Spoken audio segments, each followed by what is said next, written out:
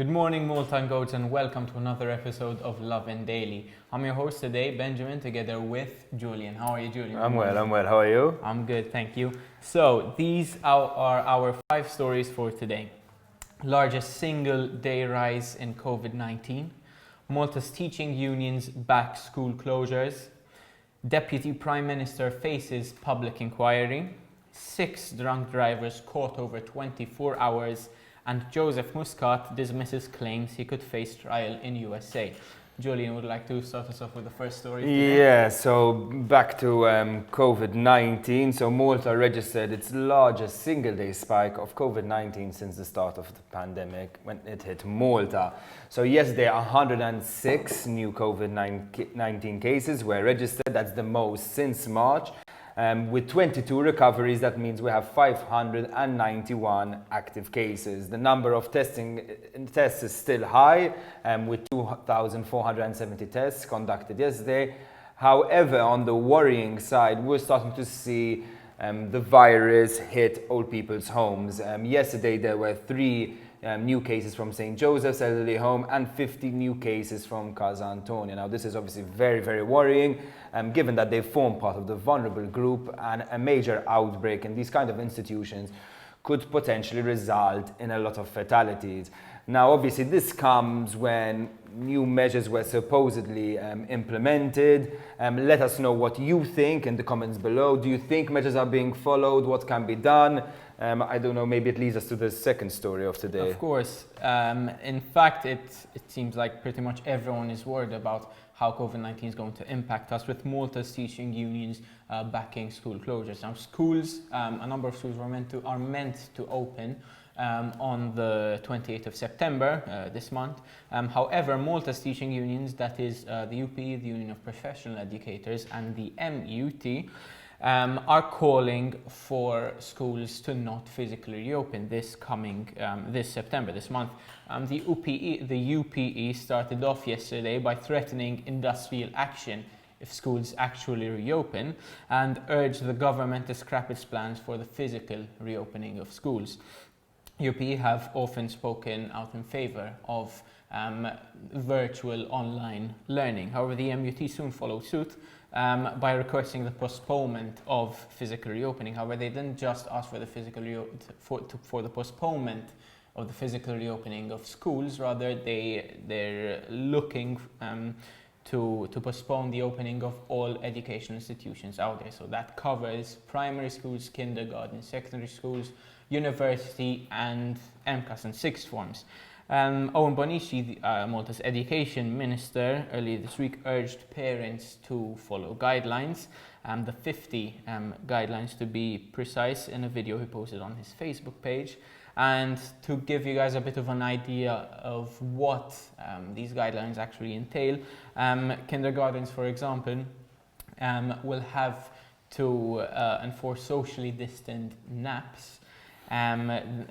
Kids are no longer allowed to bring toys from their home and will be forced to disinfect their lunch boxes before having their lunch.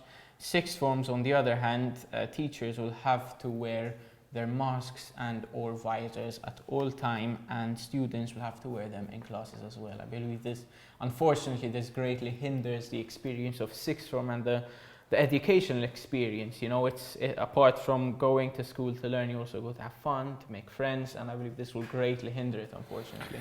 Yeah, I have a sort of mixed thoughts about it, you know. So as we've sort of seen in Sweden actually had quite a liberal model when it came to COVID-19, and we're seeing actually schools are reopened across the board, and the number of cases over there is relatively steady. I think they have one of the lowest infection rates in Europe at the moment. On the other hand, it has to be said, you know, at the time we are experiencing a spike in cases, and with kids, you know, who essentially aren't really going to follow social distancing measures as authorities hope, whether it's the best idea to reopen just yet. If you have a kid going to school or you have an opinion about it, please let us know in the comments below or by messaging us on Facebook. This moves to our third story. So our Deputy Prime Minister and Health Minister, Chris Fene, had quite an interesting appearance in the public inquiry into the Daphne Caruana Galizia assassination. Essentially, he sort of gave some hints to what his relationship with Keith Schembri was like and the inner workings of cabinet around certain crucial issues. So Chris Fene revealed that Joseph Muscat actually defended Keith Schembri when the Panama Papers were revealed, telling him that sort of it was up to Muscat's decision to remove Keith Schembri and not up to cabinet. Muscat didn't actually offer the same sort of arm to Konrad Mizzi, who he removed as a minister and as a deputy leader for the Labour Party. Konrad Mizzi was actually still retained as the minister responsible for public-private partnerships, meaning he was still responsible for VGH and Electrogas. On the relationship between Fene and Keith Schembri, Fene revealed that he believes that Keith Schembri actually worked against his deputy leadership bid in 2017. So while things might have been seeming all sunshine and rainbows in the Labour Party at that time, it appears there was actually a lot of inner turmoil. As the Health Minister, Chris Fene also spoke about the Vitals deal and the Stewards deal. He essentially sort of washed his hands of all the dodgy negotiations and everything, sort of saying that Konrad Mizzi was solely responsible for these deals.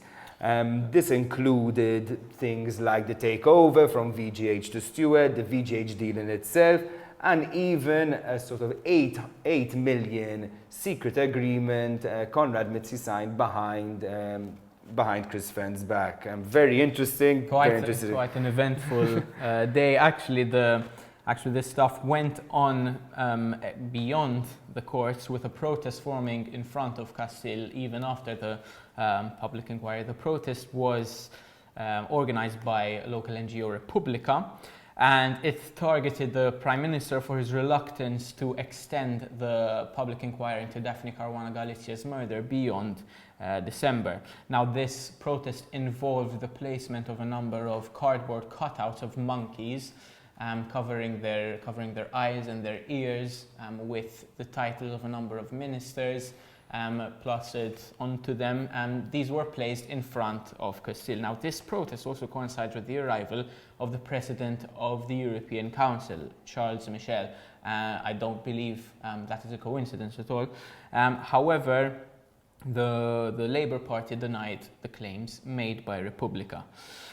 This brings us to our next story. On a very different note, 6 drunk drivers were caught in over 24 hours. Now, these 6 drunk drivers were fined a total of €12,000 between the 6 of them, so that equates to around €2,000 each. One of them was actually caught without car insurance and had their license suspended for a year. The other 5, however, had their license suspended for 6 months. Back in 2017, Malta imposed stricter fines for driving under the influence, with first-time offenders now being faced with a minimum fine of €1,200 or a maximum fine of €1,800. Or can also face between 3 to 6 months imprisonment. I believe that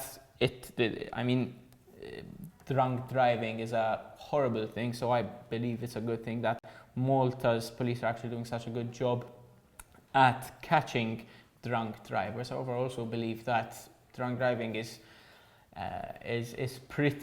worryingly common in Malta. I believe you all know someone who's actually done this from one time to another, and it's pretty worrying how devastating the effects of it can be. What do you think, Julian? No, I think you've touched upon it perfectly. You know, drunk driving is incredibly commonplace in Malta. I think most of us have done it at least once. We all know people who've done it and probably still do it.